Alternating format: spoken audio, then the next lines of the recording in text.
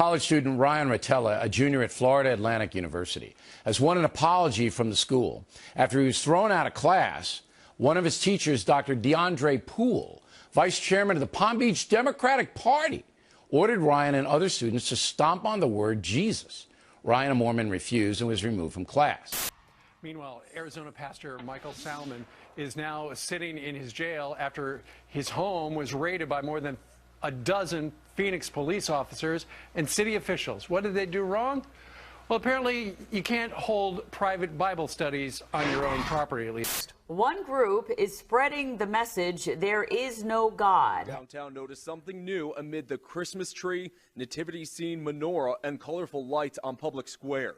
This message from the Freedom from Religion Foundation. There are no gods, no angels, no heaven or hell.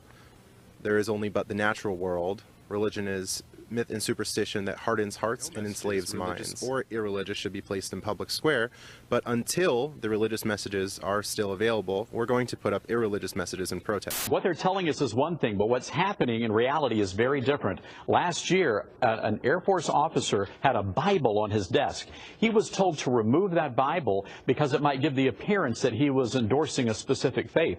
And earlier today, at the National Day of Prayer event, Rear Admiral William Lee scrubbed his prepared remarks, and he told people there is a storm coming. He said that there are instances that faith is in fact under attack in the military, and he asked people to pray for the soldiers because of what they're having to do. In Orange County, local atheists now want equal time with high school students. We showed you yesterday how the district allowed a Christian group to distribute Bibles in a dozen high schools to avoid a lawsuit. Now Channel 9's Lori Brown learned a group of atheists will hand out flyers like these. And Lori, some people could find the flyers offensive, but that's the exact reaction this group wants. Vanessa, the atheist group says if these flyers can't go in public schools, then the Bible should not go there either, and that is their ultimate goal. On a mountain in California has come under fire. The cross has stood on Mount Rubidoux in Riverside for more than 100 years.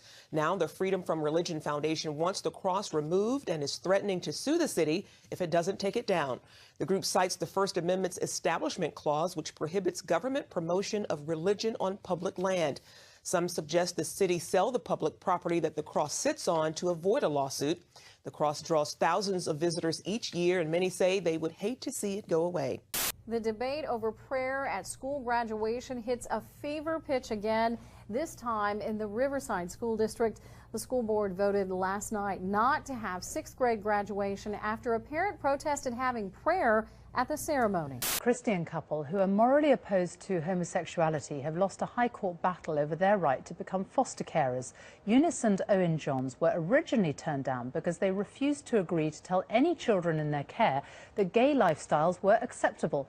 Today, a judge ruled that equality laws must take precedence over religious views.